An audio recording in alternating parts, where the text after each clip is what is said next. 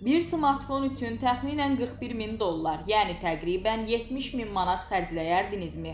Söhbət Xiaomi 12S Ultra konseptdən gedir. Bu cihazın bir nümunəsinin hazırlanmasının təxminən 41 min dollara başa gəldiyi bildirilir.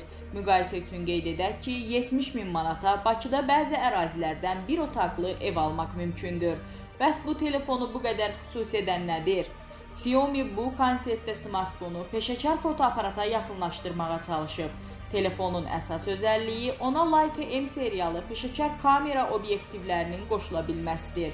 Cihazda bir düyümlük sensor yerləşdirilib və dəyişdirilə bilən Leica obyektivləri birbaşa bu sensorla işləyə bilir.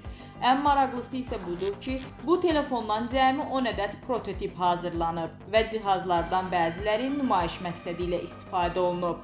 Yəni qarşımızda sadəcə bahalı telefon deyil, sayı olduqca məhdud olan eksperimental cihaz var.